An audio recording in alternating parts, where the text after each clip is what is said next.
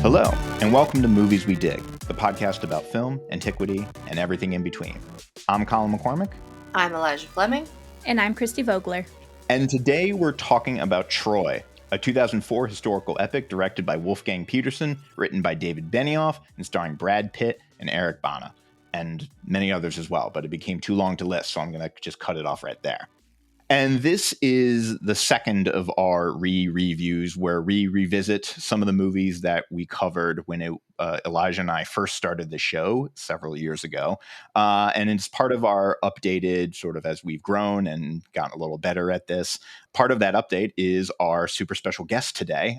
We're joined by Joel Christensen, professor of classical and early Mediterranean studies at Brandeis University, as well as one of the minds behind the website and Twitter, Sententia Antiqui.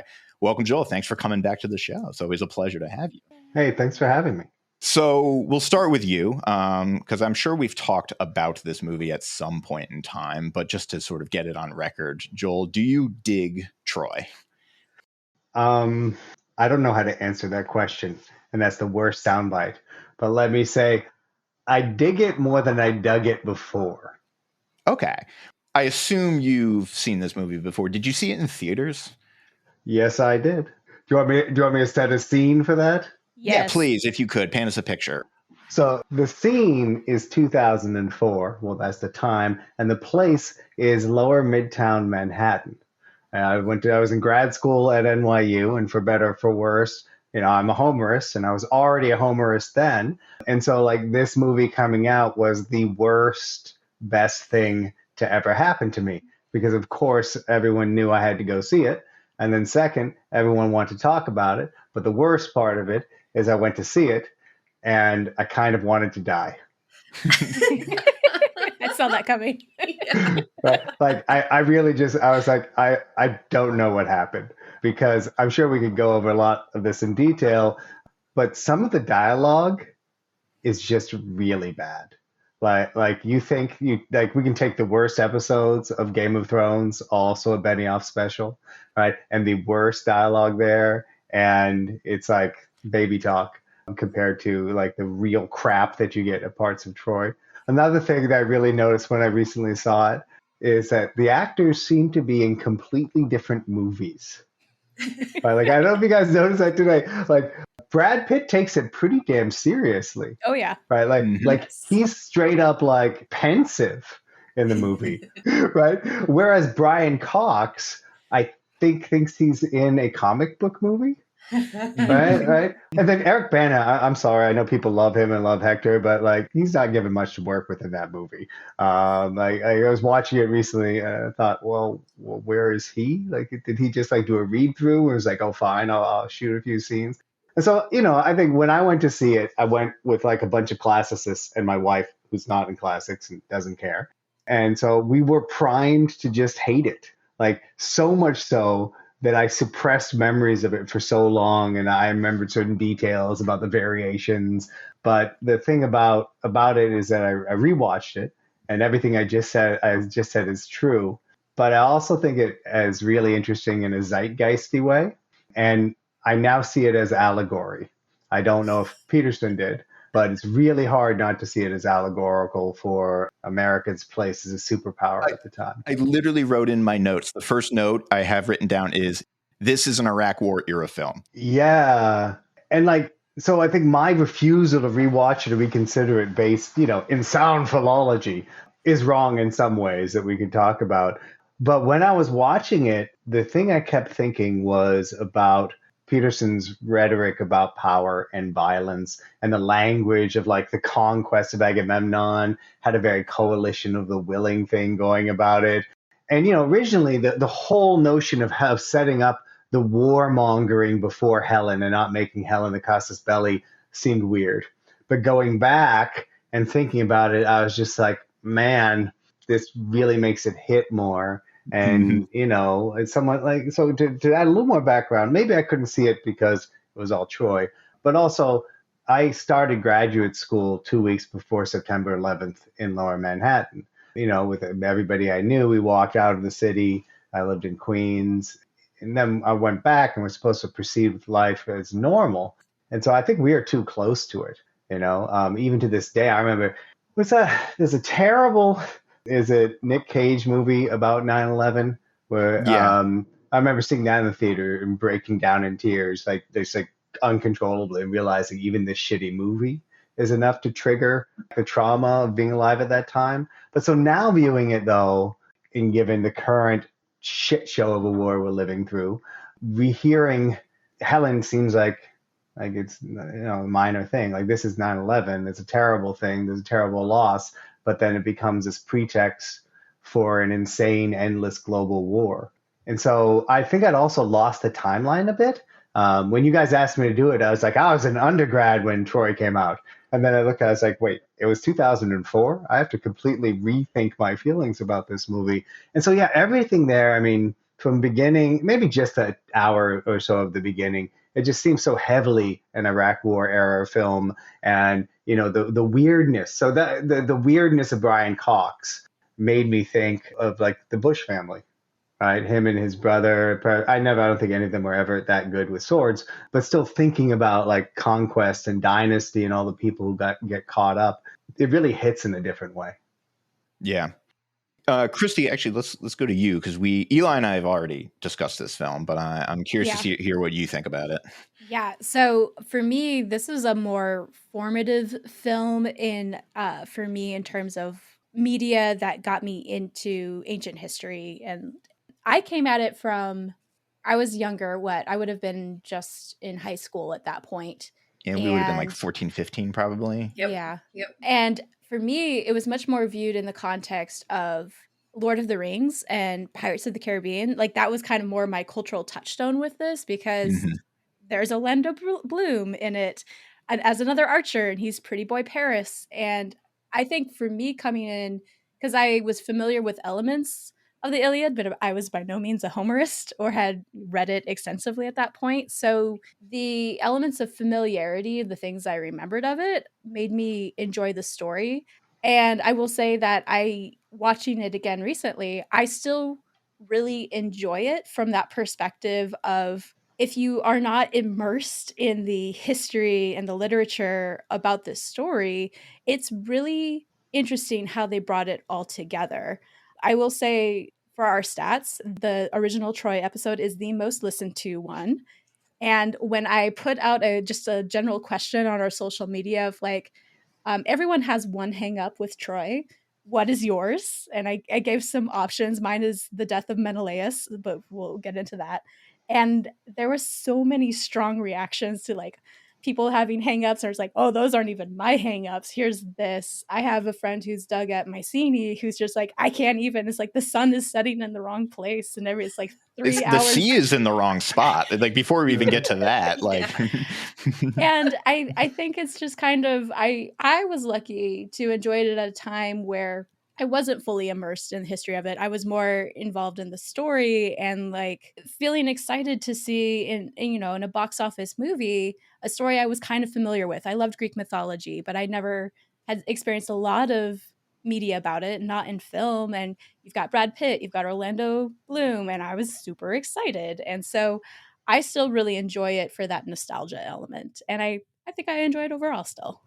I think it's really great that you bring up Lord of the Rings as part of the time period, because that's another thing I was thinking about, because that movie generally is so much, or those three movies are generally so much better done than Troy is. But I think you're absolutely right. It tells the story in a way that's certainly not for someone like me. Right. So this time when I was watching it, I was really tracking the way it was providing the material needed to make sense of it for people who had no clue what was going on. And I think the first 45 minutes or 30 minutes or so do a great job of introducing everybody. My real qualm with the dialogue is how many times we have to hammer home the point that Achilles wants glory, like glory and living forever. Like that, like there's at least 5 major statements within the first 40 minutes. You're like, all right, dude, I get it. But the other side of that movie era that I was really thinking about when I was rewatching it this time was Gladiator. I really think so. Gladiator is another movie I'm not a huge fan of, against popular consensus. But I just imagine people watching Gladiator win an Oscar and starting to go, all right, what do we got? right? When we have more. And around the time of Troy as well, like, within a few years, you get 300. Rome comes out around the same time. The very questionable Alexander movie, which could have been good, maybe, came out in the same period. So it was, I mean, it was a period, like it is a movie again that I think to go back to that zeitgeist word, it's so much of its time. Like right now, one of the biggest things I think people would complain about is the depiction of the relationship of Patroclus and Achilles, right? Yep. But I think we forget how much our cultural comfort with such things have changed in short amount of times. Like in the 2008 election, when someone asked Obama how he felt about marriage equality, he's like, well, my feelings are evolving about it now. Like I can't imagine a Democratic candidate saying something like that now and surviving, So, Yeah. things have changed a lot there. Alexander movie caught a ton of flack both here and also I think in Greece as well for depicting Alexander as in same-sex relationships, which is a thing that now would be the opposite. If they didn't do that, there would be, I feel like, an outcry. Well, we're gonna find out that is not necessarily the case because we do Alexander later this week, and the Netflix special, that was one of the major critiques, was all these military bros are being like, "You made him gay." Have you read any histories of Alexander? Yeah. And but yeah, like to exactly Joel's point, like there's like so many different like kind of angles of attack I think about when I revisit this movie, like the Bush era of it all and like geopolitics in the Middle East, the sort of film sort of context that it sits in, right? One of my hot takes is that Gladiator isn't the first of a like renaissance of sword and sandals. It's just the last of the golden era of sword and sandals, and that it's very much Gladiator is very much of a piece with like Ben-Hur and Spartacus and movies like that. And this is to Gladiator kind of what like Cleopatra was to Ben-Hur and Spartacus, where it's like the kind of attempting to keep that momentum going or to, catch a little bit of the wake, but it's mired in sort of exploding budgets and production disasters and star drama happening sort of on the side that ends up, even though it ends up making money, it becomes kind of too unwieldy. It has like hundreds of extras that they're porting over from Eastern Europe over to Mexico to shoot scenes. And it just becomes this like unwieldy monster that everybody kind of looks back on with trepidation. And then, yeah, of like the classical legacy of it all.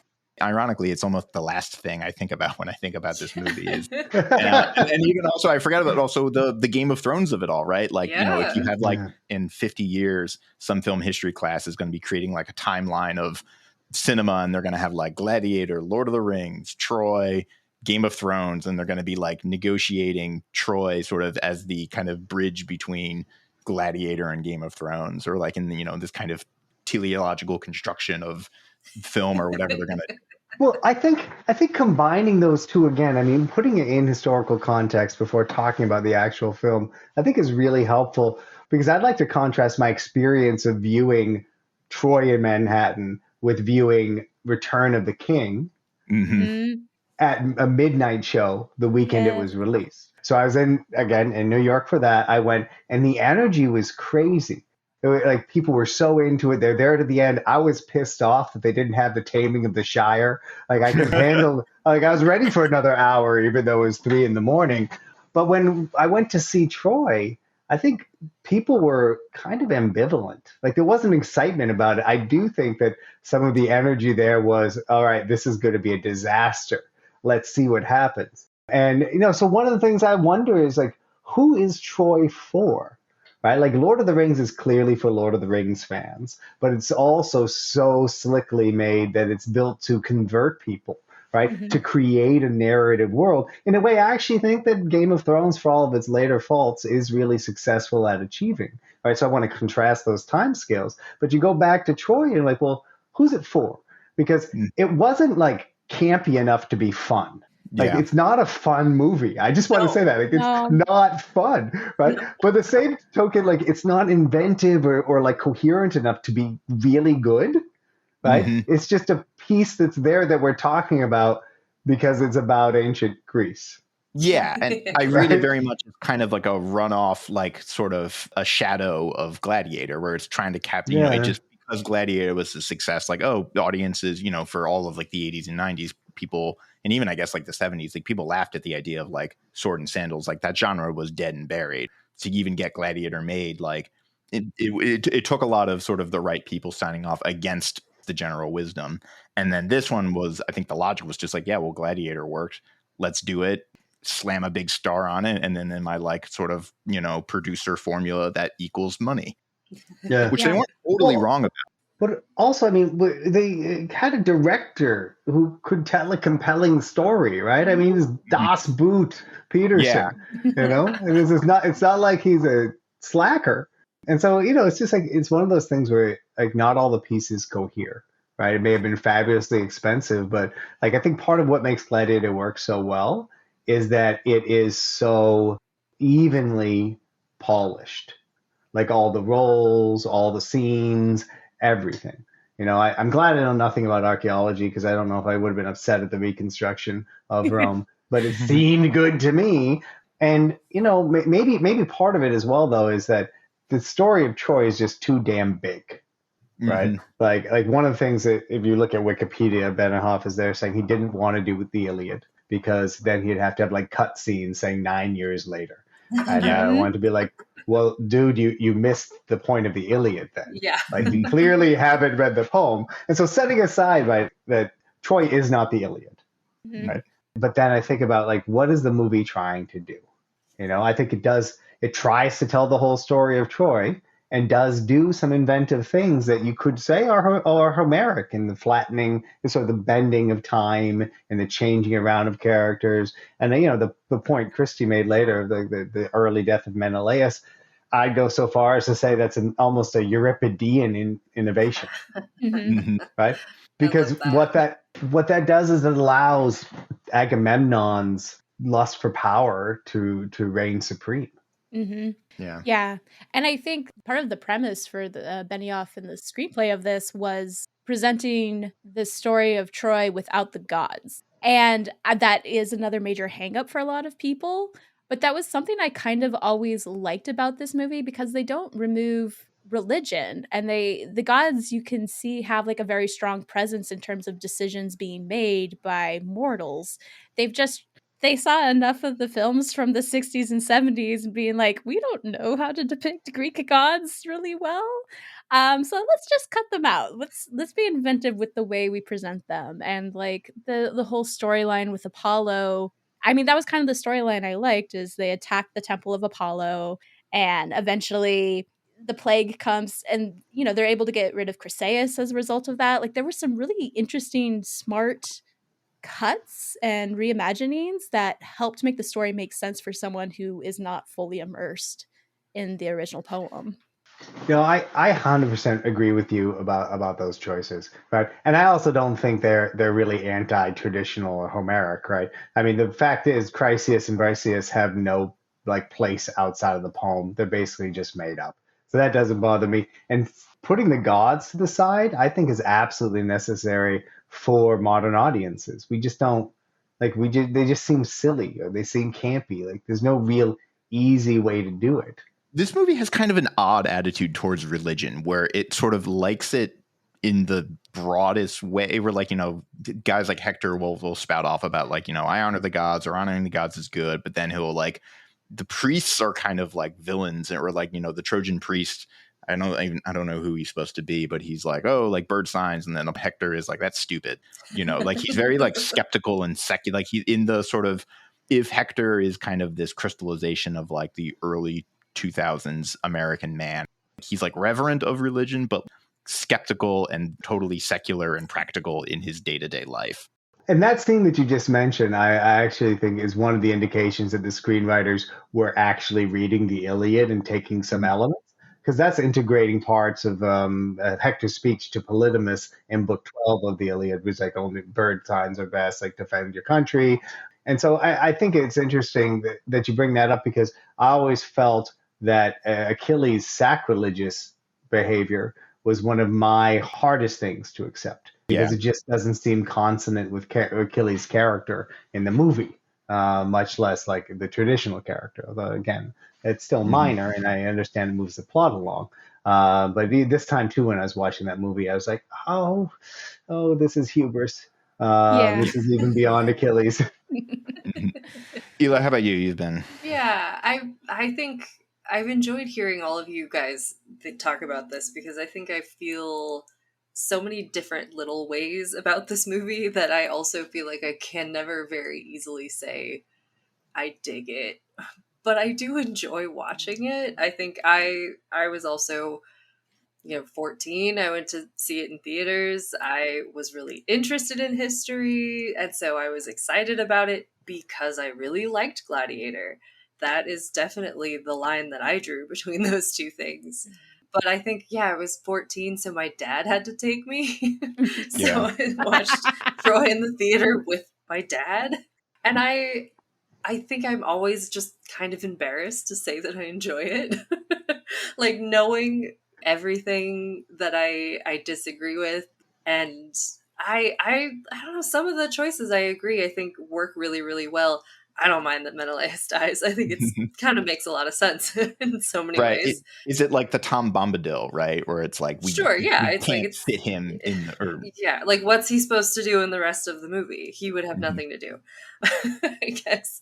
But yeah, I think I have only grown more fond of it for all of its bizarre weirdness and an extremely just like the most serious Brad Pitt I have ever seen.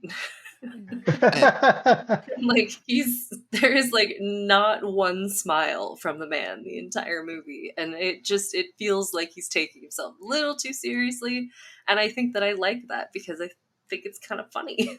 And it's, I guess, how many years off from Ocean's 11 are we?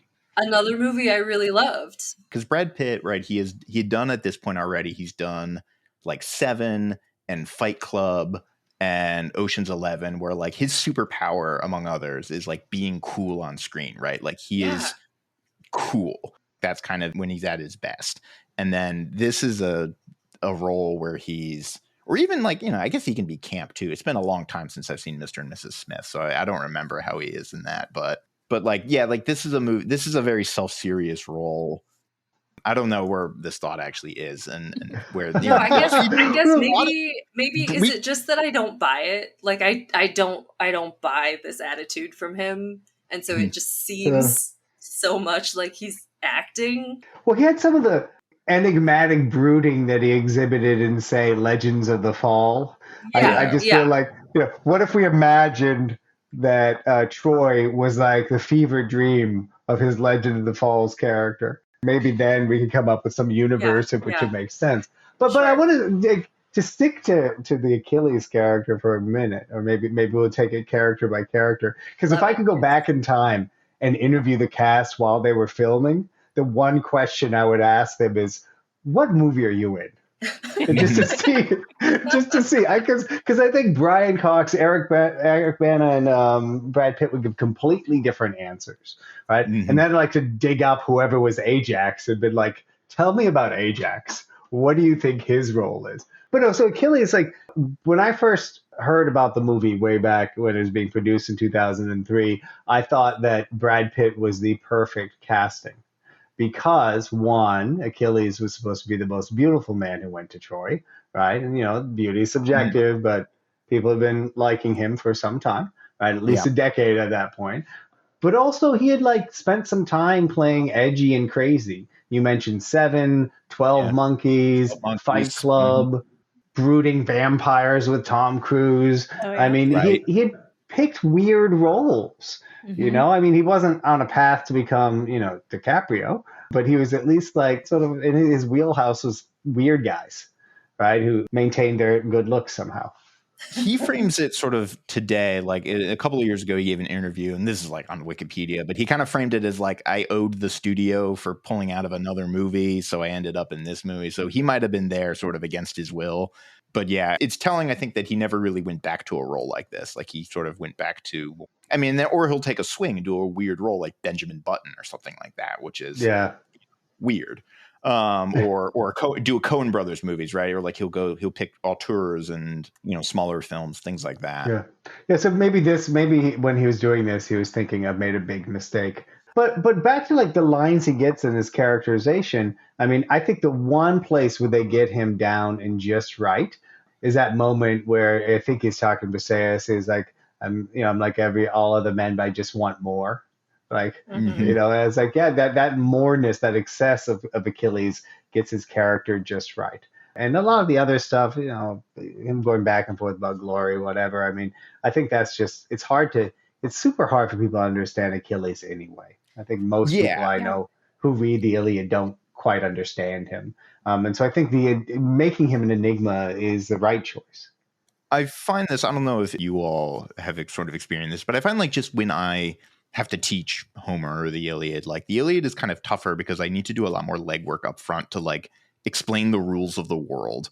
That right is like, why are people behaving in this way? Because it really just, I mean, it just seems that sort of at first pass, like everybody is just being petulant and bratty and hung up over stuff that like, why does this matter? And then, maybe that's not necessarily wrong. They are kind of being petulant and bratty, but like that there are these kind of understandings or these, this sort of social game that they're all playing and why they want what they want and why they're here and why would we care about prisoners of war X, Y, and Z and whose hands they are changing between, things like that. Yeah, I will say the easiest way for me to approach that question is with, I think they have the argument in the first book, even why Agamemnon gets all the best spoils, but the argument with continues with the Achilles, well, he's the best warrior, but he still is subservient to Agamemnon, and there's resentment there because Agamemnon is not fighting on the front lines in the same way that Achilles and the other soldiers are. And I think that's a really good place to approach these discussions of power is also shown through possession of things and people. So, why do these squabbles matter? Well, it's a very intentional display of your power. And, there's important questions of like, yeah, who deserves to be in charge? The best fighter or the person capable of creating an entire alliance between all of these random people? Also a difficult task. So, There's a conversation at one point in the movie that jumped out to me on this review where Agamemnon says something like he frames Achilles as like a relic of a bygone era, and the future is men like him that are these coalition builders and I guess globalism and maybe late stage capitalism or something. Sure. But that's what Agamemnon represents, which is interesting even sort of in of itself.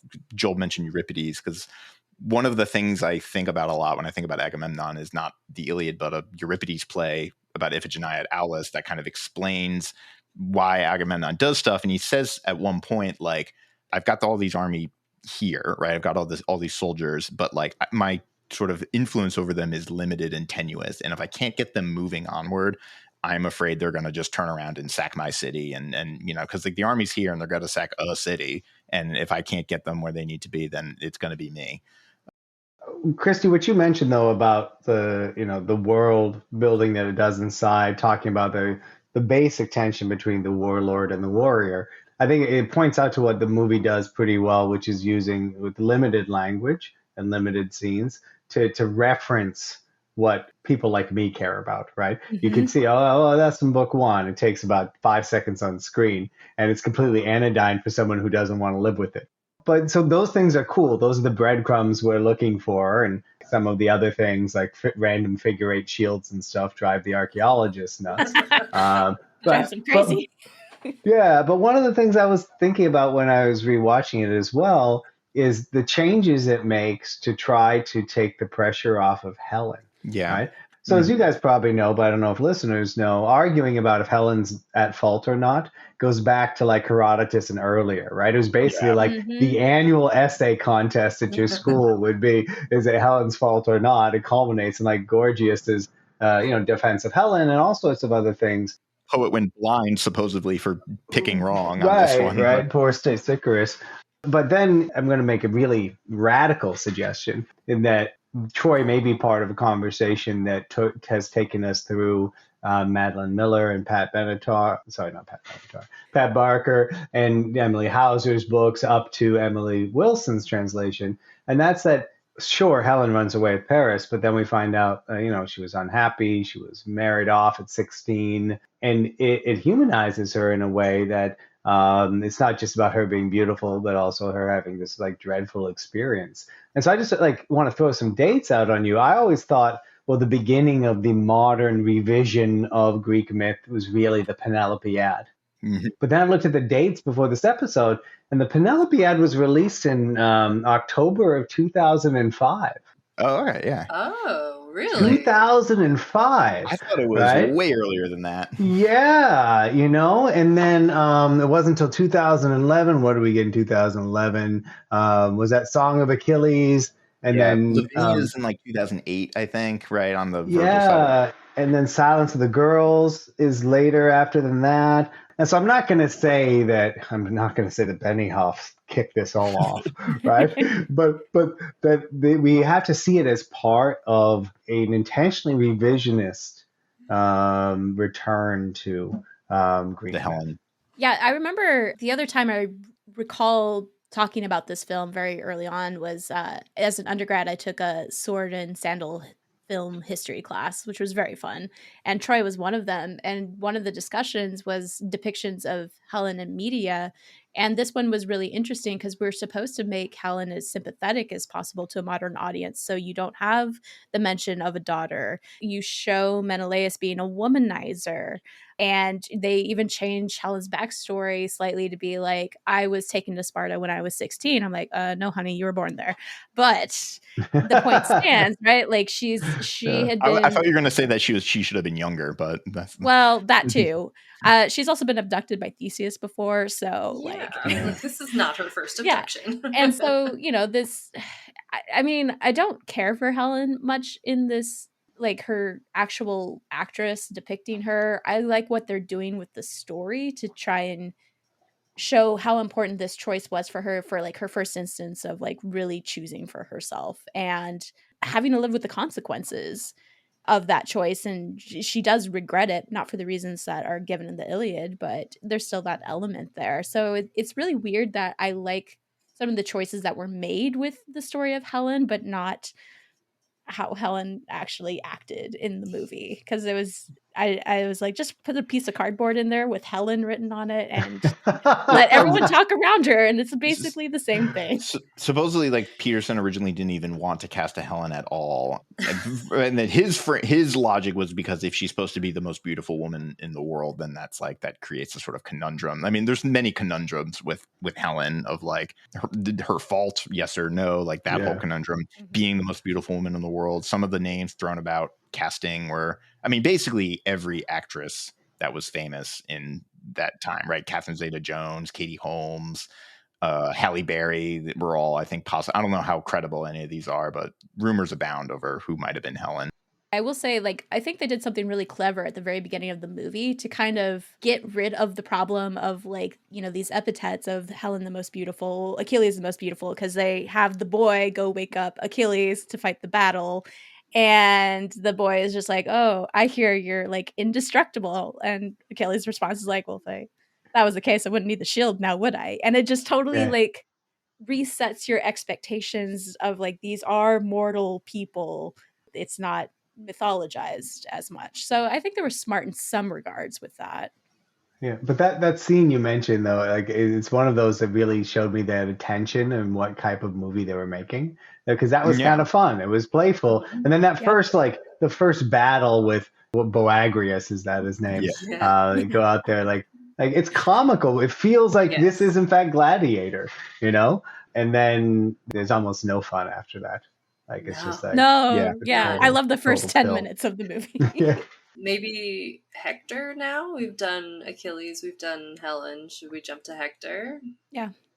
I mean, I'm one of the people who really enjoys Eric Bana in this role. I'm like, it's fun. I feel like he does seem to take himself really seriously, but it doesn't seem so out of place like it does on Achilles. So I don't know. I like Hector. I like Eric Bana as Hector. I recently learned if you were watching this movie in Australia, it would have been probably a completely different experience, because to most Americans, this is our first exposure to Eric Bana. But in Australia, he was mostly known as a sketch comedy guy. Which is so weird. Eli, I take you at your word. I think Eric is a good Hector. But for me, the question is he? No, I think he's too good of a Hector, like too kind, too nice, too much of a family man. Yeah. And again, my problem is like I go to it from Homer, right? And Sure. I imagine I knew nothing, right? But let me backtrack for a bit. I actually think part of what is going on in the Iliad is a clever play with different views of who Hector is. And for him to be really effective and dynamic, he has to be terrifying to some people. Sure. And I think that the Iliad's so good at humanizing him that at some point you're like, wait, he's manslaughtering Hector. Why? Like, why are people Right. scared of this dude? And so Eric Bana's Hector, and this isn't his fault, is like always good. Like Sure. he's Yeah. always about his family. He is, and I think this is part of the danger of the character of Hector in the Iliad as well. He seduces people because he's the one person you think isn't a total up and an asshole. Like this is someone you actually want to be like. In early years, actually probably after watching this movie and teaching Iliad to kids, I'd say, look, Hector's the person you all want to be. Achilles is the person you are when it comes to your temperament and your values for other human beings. And so that for me it comes down to is like Hector is like Eric Bana is very good, but he's the simplest character. Yeah. Like Yeah. I feel like he And doesn't get the depth he should. he becomes like, yeah, like to jump off that, like he becomes this very, like he is always right. Like everything he says in the movie is basically proven right, you know, about like when they should or should not attack and like how they should fight, why he's fighting. He's the only one that's basically there for uncomplicated and unselfish reasons. And it ends up, yeah, you end up with maybe a bit of a vanilla or a bland, like he reads one of the kind of thoughts is like, he's like the guy in like a post 9/11 bro country song of like the values Yeah. that are espoused in it. Yeah. He It's has a like, pickup truck. yeah, He's it's like going pickup truck, fishing. woman, Yeah. country, gods, yeah, like that's him. And it's like I don't think any reasonable person could fault him on any of those things, right? Those are all like totally fine and normal, but if you know, maybe a little boring and unoriginal. Like he's a bit, if anything, like Joel said, like he's basic, right? Like that's his sort of problem in this film. But to come back to Homer and the Iliad, one of the things I like so much about Hector there is the reasons he gives for why he has to fight. And like in Homer, he actually does mess up. He makes a very, very big mistake where he chooses to keep fighting.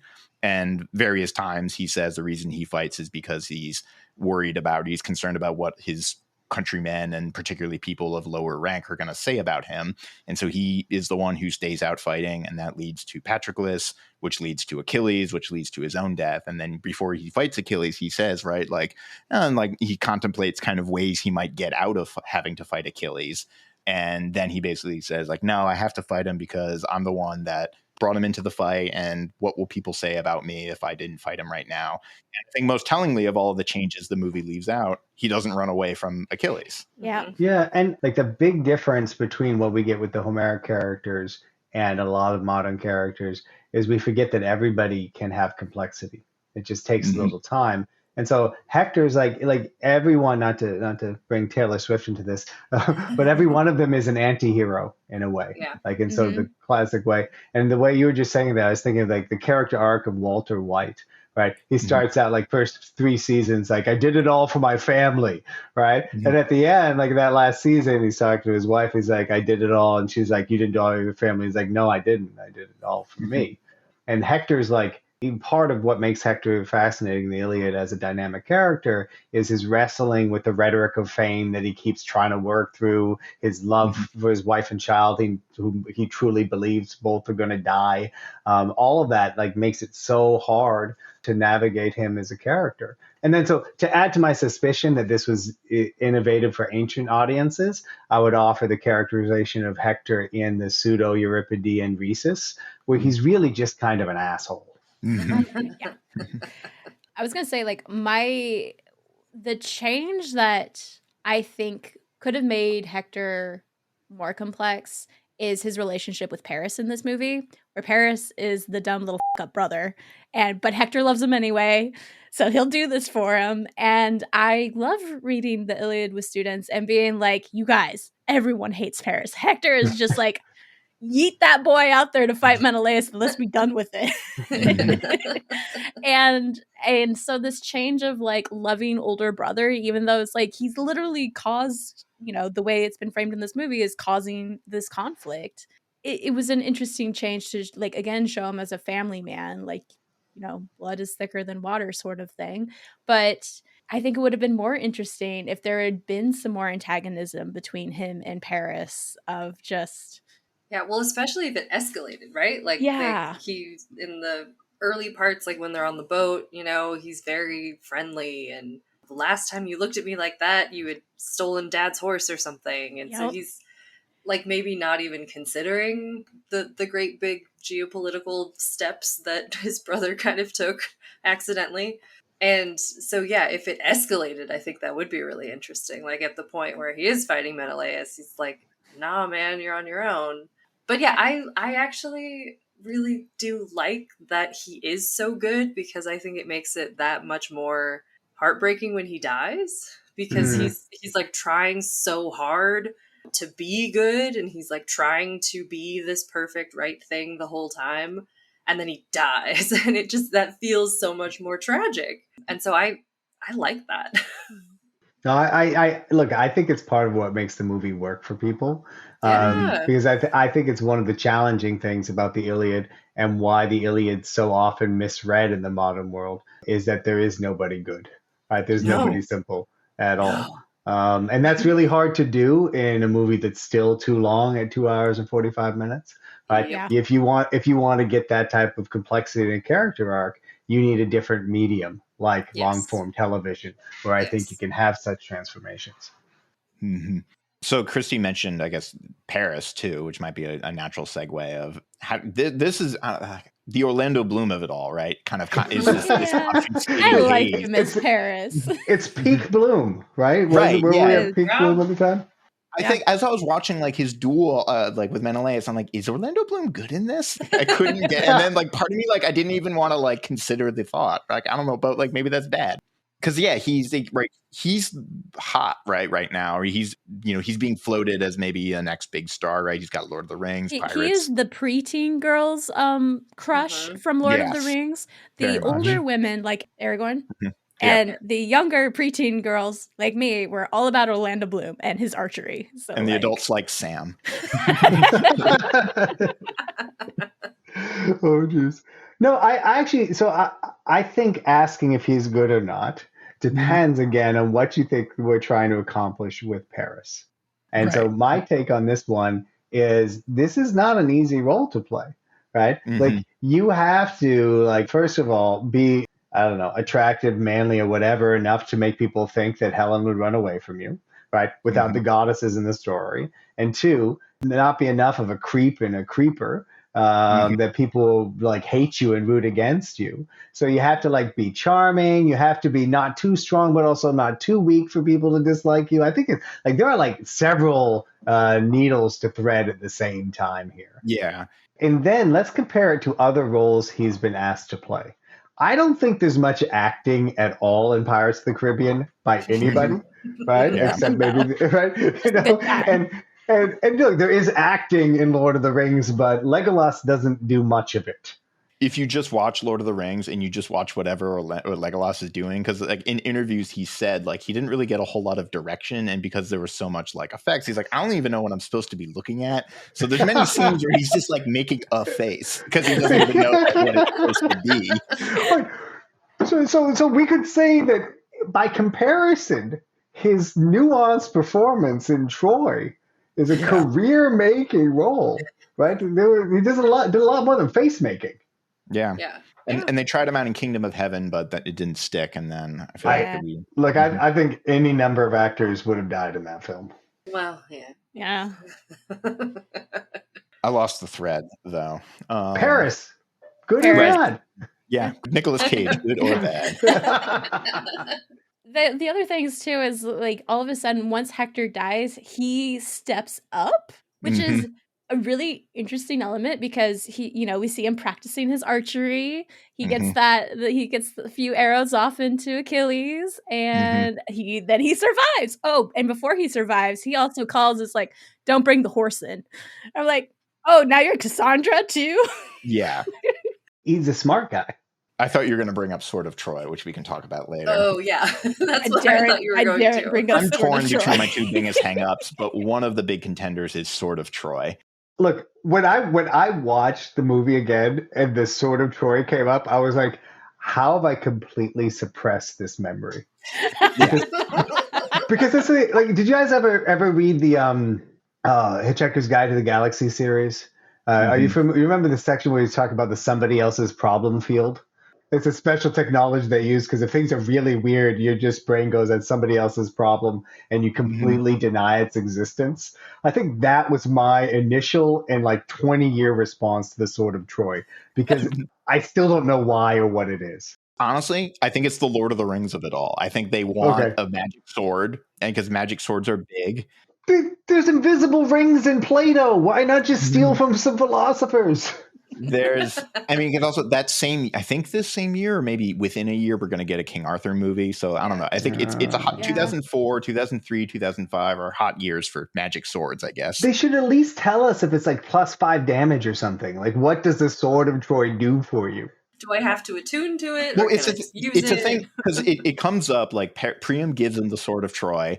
He fights Menelaus, he goes back and he gets it, and then it disappears for the movie for like an hour and a half until it pops back up for like maybe the most fan servicey moment of the movie when we get a name check from Aeneas to get to the Sword of Troy. As I don't know, is it a device to get Aeneas in there? Like, I have no idea. I mean, but you could have Aeneas there and have it be cool without like some weird Obsidian sword, right? Like, oh, we need it twice in the movie. Now it's a magic sword. Like, what does it do? Like no, but what are its powers? It's the people, right? Like, if the sword is around the people, I don't know. Our actually, people have a future. I just watched this movie and I've already forgotten it. You easily could have had that scene without the sword. It's like, hey, what's your name, kid? Aeneas, get the people out. Yes. Yeah. As long as you love your family, all is possible. I don't know. The real Sword of Troy is love. Yes. Right, exactly. The friends we found along the way. Absolutely. You mentioned it earlier, but whichever one of you mentioned like that Wolfgang Petersen almost didn't cast a Helen, that's been sticking in my head. Because imagine what a different movie it would have been if it had to artfully keep her out of every scene. Yes. So wild. I mean, one of my biggest issues with Gladiator, are the movies it beat out for Best of the Year and some of the scripts it beat out. Like, this is a period when we were seeing Memento and Being John Malkovich. And so, like, a movie of Troy without Helen would be like a reverse John Malkovich. Like, you couldn't have her in any scene, and it would have been interesting and Euripidean. And a little Herodotus, too, because he's like, Helen wasn't there. It makes no sense for Helen to be there. Like, although, if you catch it, there is a Helen as a ghost joke in the movie, which I appreciated. I hope someone put it there for me personally. Yes. All right, wait, before we go to a major character, can we talk about Priam for a minute? Yeah, absolutely. Sure. Again, you mentioned like what people are doing in this movie. I think Peter O'Toole, I want to know what Peter O'Toole's doing in this movie. Every time I see him, his eyes are wide, and all I can think is a subtitle should say, what the f*** am I doing here? Like, what is this movie? I was in Lawrence of Arabia. Like, is that what's just playing in his background of his head the entire time? I mean, he's the one, like, he just seemed most, like, not even trying to be in place. Like, he's like, I've got my costume on. Eyes this huge. Yeah, I don't know what to do with him, because I remember when I first saw it, I didn't know who Peter O'Toole was. And my dad sitting next to me in the theater is like, oh, he's like a, really famous older actor. And I was like, oh, okay. And like had no concept of, I don't know, the gravitas that he was supposed to bring to this. But I think I don't mind his speech to Achilles, that little conversation. Scene. I think that is very theatrical. It kind of reminded me of like, a really small scene in a drama on a stage. And I kind of liked that. And I remember thinking about it later because I also in undergrad had some sort of film class where we watched Troy because it was bigger. And they, talk about how much this scene does pull from, some of our sources. It might, somebody read that scene, right? So yeah, I kind of like it. It was Glenn, wasn't it? He showed you that. Yes, it was Glenn. Yeah. Of course, Christy. He's obsessed with that scene. He does. He loves that scene. I just realized actually there was something to kind of circle back to a little bit to Achilles and Hector, but it ties in with Priam. A thing that Brad Pitt said in that same interview where he's kind of like, yeah, like my heart wasn't really in it. but he kind of says like he gets annoyed when he watches Troy because he's always in the center of the frame, like he's being positioned as the hero. Like the movie is all of the film language, like with the music and the blocking, is like telling you like Achilles is the hero, which is again like it becomes kind of a hard sell because Achilles is a compromised character in many ways, and Peter O'Toole is sort of like that too. And I just once I like had that quote in my brain, I couldn't unsee it from the film as I was watching. I'm like, you're right. He is in the dead center of the frame every single time. And Priam is like that as well.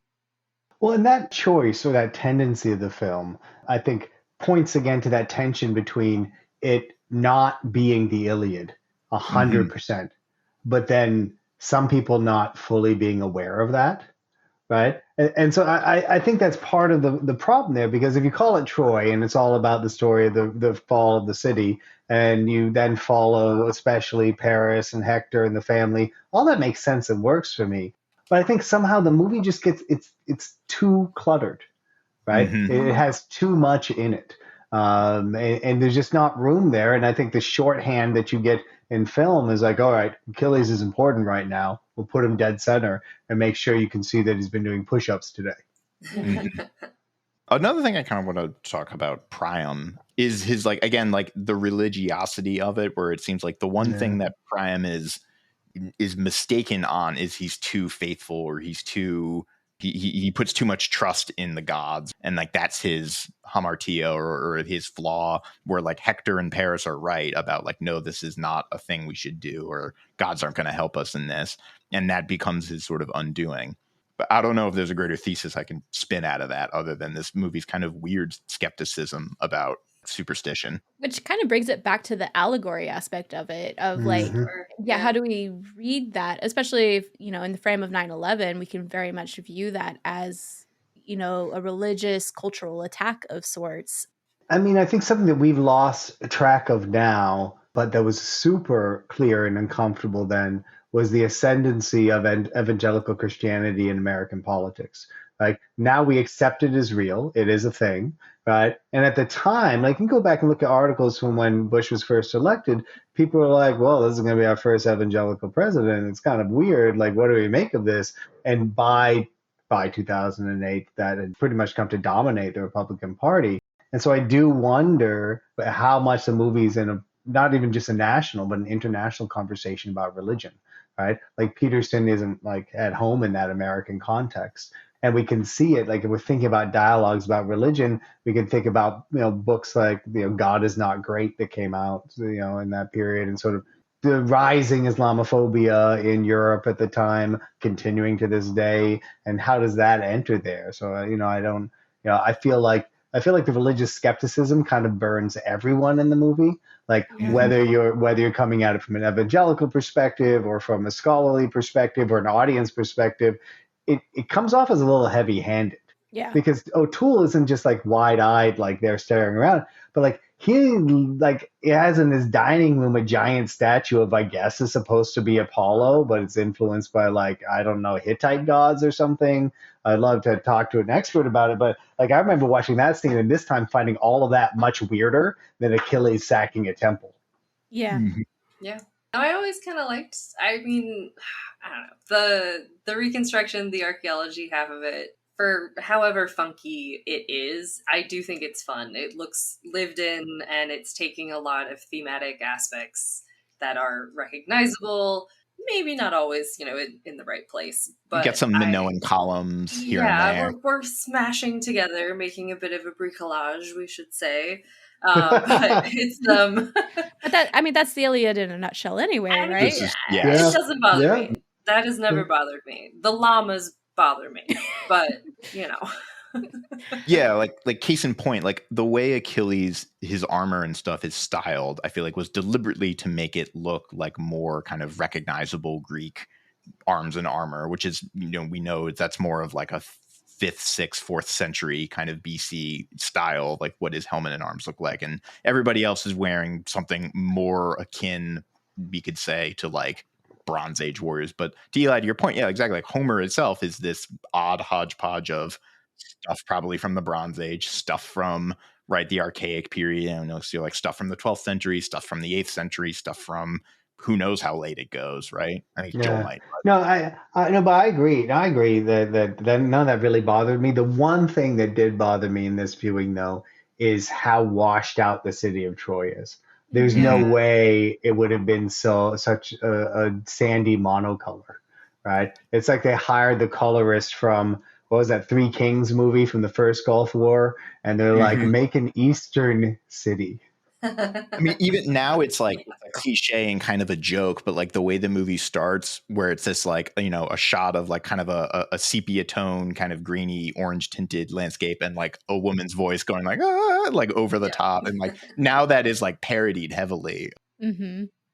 So there was one other character that I really wanted to talk about because, in my opinion, it's the only actual female character in the movie, and it's Briseis. And Mhm. she's Hmm. kind of taking on a few different characters in that role, as I would say Chryseis, Briseis, and Cassandra overall. And in watching it, I was kind of like, I like her.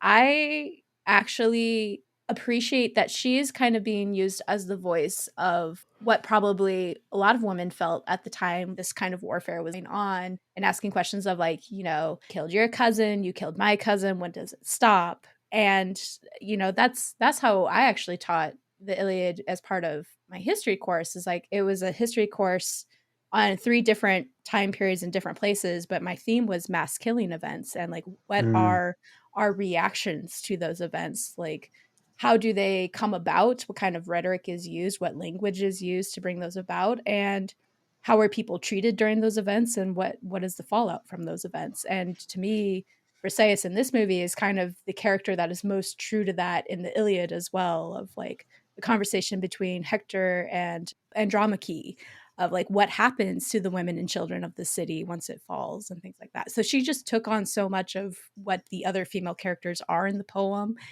I'm sorry that she was the only one who was really doing that. Mhm. So no, I yeah, that 100% with you on that one, Christy. I mean, she gets some of the best lines, gets the most dynamic arc in it. And I think Andromache, who is pretty interesting in the Iliad, comes out pretty flat in the movie. mhm. Isn't Mhm. given much to do. And Helen's so. Like there are some moments where you're like, I'm rooting. I'm like, she's going to break through and be a really interesting character. But then she doesn't make it. And so I wonder how much of that is like the script or just the actresses involved. I mean, Rose Byrne is really talented.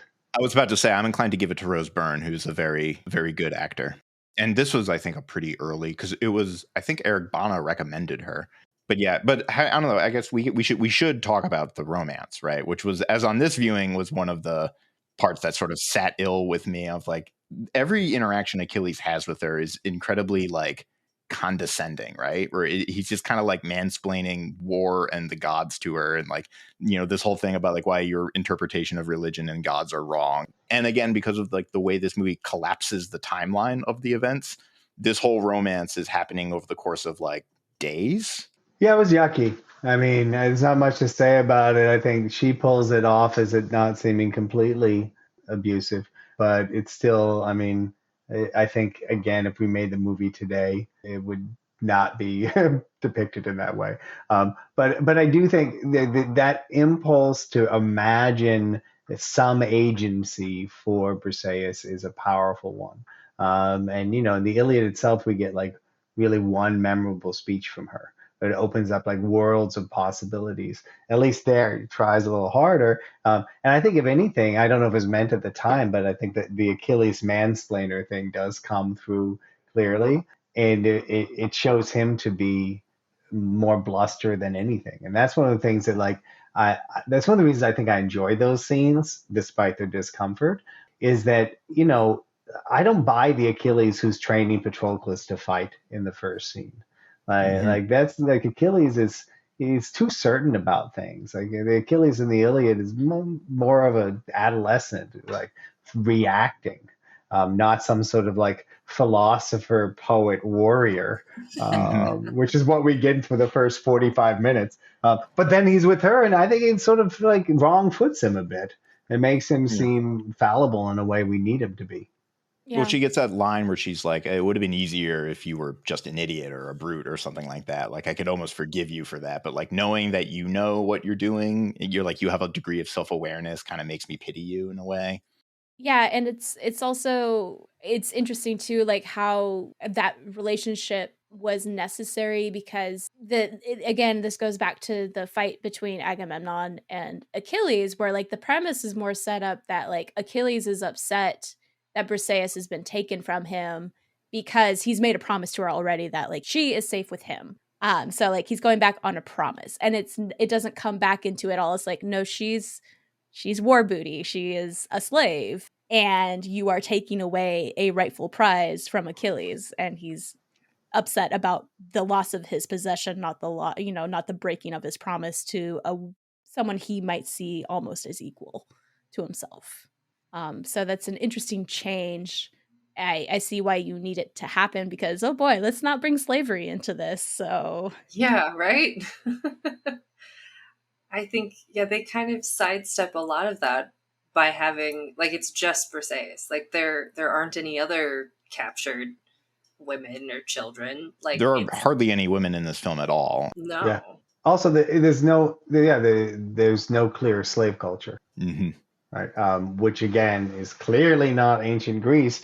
But I also think that's something else that's really zeitgeisty for someone who's living at the time. I mean, we just didn't talk about race and slavery at all that much. Even in classics, like, we'd had that brief thing in the late 90s where everyone was upset about Black Athena and people wrote nasty things about it. But then everybody suppressed it again and said, oh, we're not going to talk about any of these issues. And it really wasn't enough, until a decade later when people were like, oh, wait a minute. Yeah. What's going on in classics? Exactly. Also, I think it says something about our reception of the movie and the time that we, talked about it for like an hour already. And it's the first time where we mentioned, oh, wait, they completely suppress any knowledge of slave economy, which is a huge part of the ancient world. And we all bought it happily because that's much more comfortable. Yeah. Yeah, even and along with that, like even the rape of Briseis by Agamemnon is kind of erased as well. Yeah. Like brushed a lot under the table with her character, and it's surprising that I still like her as much as I do because I mean that what is always really interesting about reimaginings of Briseis is her ability to survive those events and like come out on top of it eventually. Yeah, the whole Pat Barker Silence of the Crows, that's the whole thrust, is really kind of just talking about she only has a couple of lines in the Iliad at Patroclus's funeral and really running with it, but the emphasis on sort of survival and as a form of heroism. Well, that's why, like, again, to go back to my, admittedly throwaway hot take that Troy is responsible for all those reimaginings. I mean, it does, like, the choice to set the film down, to make a certain version of it, to suppress certain things and not others, to try to show where we've changed or haven't changed is a real conversation starter. Like, clearly people acknowledge that Briseis, there's something off there, that we can't run with Achilles as he really is, that we need to motivate Agamemnon. And those choices are engagements with the tradition that are prompting others. So I can't, again, go back to the opening question. I don't really dig it. But now that we're digging back into it, I think it's really a watershed moment in important ways. Yeah. That leads me, I guess, to that, like I said, there's a couple of things that irk me, but the thing that I dig least about this movie, my one big can't get over it hang up, is Patroclus. And rendering him as, a young Garrett Hedlund cousin protege to Achilles, which is a choice that baffles me in many ways. And even if, in 2004, they didn't want to have, their main character be gay, Brokeback Mountain when's that coming out? It is after this. I was going to say, but like even archaeologists for decades have been like, they were roommates. Right. Yeah. But like, even if you didn't want to do that, you could still just have them be roommates, right? Be friends, right? They could just be friends. The choice to make it, this movie, I remember one of the things I remember walking away with is this movie really is banking on how much we love our cousins, because also like the Briseis Hector cousin dynamic and Achilles and Patroclus are cousins, and like clearly your cousin is the person that you would really put everything on the line for.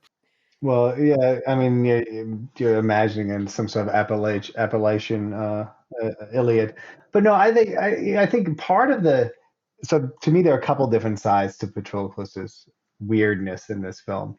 One is wanting to be able to definitively deny a relationship. Like they just chose at Mhm. one point, like we're not even going to leave room for it, right? Yeah. Mhm. And then, but the second thing is Achilles also doesn't have the type of mentoring from a phoenix in the same way.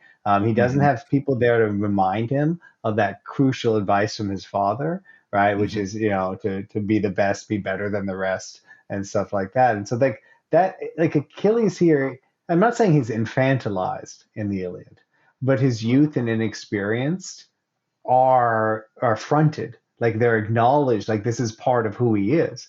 Like the Achilles we get in the movie is weirdly downsized for me in some ways. Like when I was thinking about this, he has got one ship of 50 men. Those are the Myrmidons. Like what Mhm. am I supposed to make of that? But also like part of what I think makes his character so compelling in the Iliad is a question of whether or not this young man who's motivated by rage grows and changes and realizes that other people are real human beings, right? And Mhm. realizes like the damage that he's done. So yeah, I mean, so for me, yeah, we just don't give Achilles the complexity of relationships, and that's why I think, to go back to what Christy was saying about Briseis, like so much gets freighted there, right? Mhm. She becomes the primary sounding board. But to give the movie's makers their credit, I mean, there's not really any more room in that movie to put in other people and other relationships. Yeah. Yeah. So we had touched on this, and it was something that I always brought up for my class too, was the actual fight between Hector and Achilles. I kind of want to tie this in with the end as well, and thinking about why change it in this way for an audience, and the discussion of probably one of still my favorite choreographed fights I've ever seen is between Hector and Achilles. Then I always juxtapose that with the horrible histories depiction of the fight between Hector and Achilles, and its sportscasters being like, "Oh, it's the matchup of the season, and how's it gonna go?" And they actually show Hector being chased around the wall 3 times, and that's for comedic effect, and is truer to the ancient sources. But then you have this amazing, spectacular fight between Achilles and Hector in the film that's almost wholly inaccurate, but I enjoy more for the type of film it was trying to speak to. So along with the happy ending we get of Astyanax, Paris, Helen, and Andromache all Mhm. escape the city with Aeneas and Right. the sword of Troy and Briseis. And like, why do we think we needed those changes for this story? Like, I don't find a major problem with either one, but it is interesting that it's so different. So I want to offer an answer to the second one first. And I think if the movie had come out in 1999, it could have had a sad ending. I Mhm. just think, and for Mhm. America, mainly American audiences in Mhm. 2004, you couldn't have that bleak of an ending, right? The Mhm. fall of a city has to have hope at the end, Yeah. and want to save those main characters. So that's my pet theory about that one. But also, I think Chris, you absolutely hit the nail on the head with the talk about what kind of movie it is. I mean, Achilles' villainy needs to be built up, but for us to really mourn Hector's death, it has to be one of a certain magnitude, right? Right. And that movie doesn't have the nuance emotionally to make sense of Hector running away. Yeah, I was going to say, like, the answer to the first question is machismo, right? Where it's like, if we want to care about Hector as a man or something like that, he has to embody certain kinds of macho qualities, like all of his speeches about, again, like God's wife, country, or whatever, the Yeah, variations on your that. cowboy Hector doesn't run away, Yeah, Right. exactly, Nope. right? right? He stands and fight. Like instead, right? Is it like French characters in Monty Python skits who run away, Right. right? Yes. Remember the time, like you can't Hmm. have him run. But I think that maybe that's again part of the time, just taking that depth away from Hector. Yeah. It just because what I see like in the film is like Achilles is always like a great fighter, like he destroys everything, and so like when it finally gets to that one on one, I was like, well, why did it take so long? Hmm. Like Hmm. Hector's not that impressive in fighting in the film. Like he's okay. So, I just think it's a dramatic effect. It makes us care a little more. And then, I mean, I think that How many people in the movie do you care about other than, say, Hector and Astyanax? Yeah. Yeah. Right? Yep. Yeah. The baby escapes, and I He don't have does, to. but that again, I don't like have to I don't. relive the trauma of Troy Fall of a City, the Netflix series. Right. Where that show Yeah, does that with just the baby getting dropped off the walls. Yeah, that's but to take a dark turn here, I mean, if we are seeing it as a Iraq war piece, and the baby and the family gets away, what kind of fiction are we being asked to buy into? Yeah. oof. Yeah. Right now, I'm sorry to say it, but like I think back, there were giant, massive anti-war protests in New York. Hmm. We still have no tally of the number of lives we ended in those wars, and yet Yeah. the Troy Fall of the City, our favorite people get to survive, and we don't have to Hmm. think about all the funeral pyres. It's one thing I like was like hour 1:15. Helen's all upset, like she's trying to sneak away in the night because she's like, all these wives are losing, Hmm. mourning their husbands, all these pyres. And I think that's just like part of the success and failure of film as a genre, in that it's really hard to absorb all those deaths. But then we see Yeah. that survival at the end, and we're like, it's okay. Hmm. And it's problematic too because it's very much framed. All of the violence that has really taken place and has ended life is between soldiers. It's Mm-hmm. Yeah. Yes. You Yeah. don't really see the fall of the city, the people, because Yeah. the ones that we have any investment in and care about make it out. Yeah. Yeah. Well, and those who don't still have their essence in the magical sword. Of course. Right. Yeah. Naturally. Mhm. Yes. Including Achilles, because I, died saving Briseis. I don't know how it works. So we're coming up on an hour 20. And so I think this seems a good time if we start wrapping it up, because I've got a final question for everybody. I'm ready. Final question. Yeah. The final question is, what is your, Christy mentioned at the beginning when we started recording, right? Everybody has their own particular hang up, right? If you could change one thing, or there's one thing that just got under your skin and has bugged you for the last 20 years now. Wow, we should time this with this movie's 20th anniversary. What is it, right? What bugs you most? I think I've said mine already, but it's split between Sword of Troy and Cousin Patroclus. Well, and how would you change that exactly? I mean, at the time, right, if I was a production assistant or a director in 2004, I would just make Patroclus his comrade in arms and make it more of a sort of, they're more of kind of equal status. And then rather than having Patroclus like steal the armor, that it's more kind of like the Iliad where Achilles is like, fine, go take it. And then Patroclus dies. That way also Achilles can feel a little responsible for Yeah. what happens. And I would just take that sort of Troy and just right out the window. don't need it there at all. Yeah. Doesn't do anything. Yeah, my biggest hang up was always the death of Menelaus in the duel. Partly because it's also one of my favorite scenes of just how ridiculous, like it just shows how ridiculous Paris is as a fighter. And it's one of those instances, which I understand you can't show, of like the gods actively interfering with what's going on to prolong this battle, basically, this war. So I don't like Menelaus dying at the duel. But as I was watching the movie, I realized it's like Briseis taking a knife to Agamemnon's neck at the end of the movie. I'm like, oh, I'm okay with this. Like, no, she just beat Clytemnestra to the punch, but like she still has very good reasons for wanting to kill this man. So I was fine with that. And I was thinking, it could have been interesting. Like, yes, they have Paris killing Achilles, but I think it would have been more like it could have been interesting to have like a rematch between the two in the city. And you can kill Paris at that point, or you can kill Menelaus at that point. They can both die, and Helen just escapes with the sword of Troy. I feel like I would have pushed his death later because to me, the politics of it just didn't make sense. It's like the whole reason all of these Greeks are here is because they're held to an oath that they must return Helen to her rightful husband. Menelaus dead. Those boys been there for 10 years. They're going home. I was actually going to say I don't like that Briseis kills Agamemnon. I like the weird, very unsatisfying ending that like people get to go home and that like people, move on with their lives, and some of those lives are really horrifically altered, and I think I would also like for, everybody to die at the end, which is a very, I think I would have. We did get that with the Netflix special. Thank you to the Netflix special. I know. Helen still gets out in that one. She escapes. She does, yes. There are three things I really didn't like, but only one that I'll try to fix, right? So I like you, unlike you, like you, Christy. Originally, the death of Menelaus at that point made me just want to run away, but now that I rewatched it, I actually don't mind it at all, right? So forget that one.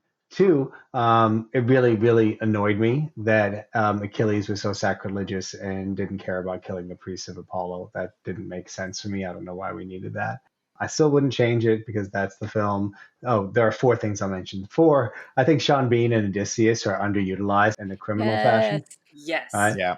We didn't even talk about him. We've been right. No, look, it's a given. It's a given. He's a thread that ties all these things together. Lord of the Rings, yes, Game of Thrones, like unrealized potential. Yeah, no, but the real thing that I'll never get over, forgive all of them for, is the exclusion of Diomedes, who is one of the finest characters of the Iliad, and who could have had a great moment to out Achilles, and then if I left him in, I would have him almost capture Paris and the fleeing refugees at the end, but then decide he doesn't really care and let them go.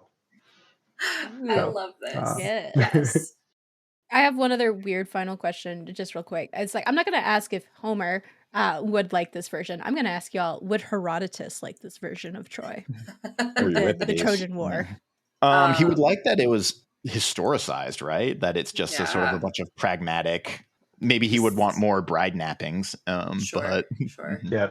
But yeah, the logical sort of explanations for things, I think he would enjoy. Yes. I think he would have wanted more counterexamples. I think he would have wanted to introduce other people's narratives. But the question is, the signal question for me with Herodotus, would he be seeing this as a movie about Greeks or about non-Greeks? Because if he accepted it as Greeks like him, he'd want it to be like this. But if he were seeing them as other, he would want it to be a lot more exciting. Wilder sex, weirder animals, right? Yeah. The llamas different would gods. Be justified. The llamas would make sense at that point. They would. Yeah. Oh, I love that. I think that's a good question, though.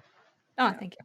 All right. So I think should we end it there? Yes. Yeah. All right. Joel, thank you so much for coming back on the show. We hope we enjoyed this last hour and a half. Yeah, I'm sorry. This isn't as fun as I think the last one because this movie's not fun, as I've said several times.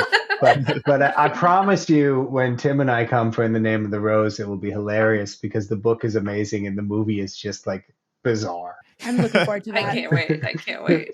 Excellent. If listeners want to hear or read or watch more from you, Joel, where can they find you? Well, I still have the website, sententiaantiquae.com. I started a Substack on the Iliad called Painful Signs. And, your former podcast, right? There's one on Warriors and one on Oh Brother, Where Art Thou? I think that's another good place to start. Oh, excellent. Yeah. Well, a little self-plug. Love that. Right, there you go. Listeners, thank you again for joining us. As usual, you can find us at movieswedig.com. Follow us on various social media platforms at digmovies, and you can find all of our episodes on most major streaming platforms. We'll be back with a couple more sort of reduxes as we revisit some old classics from the archives. But until then, thank you and bye. Bye.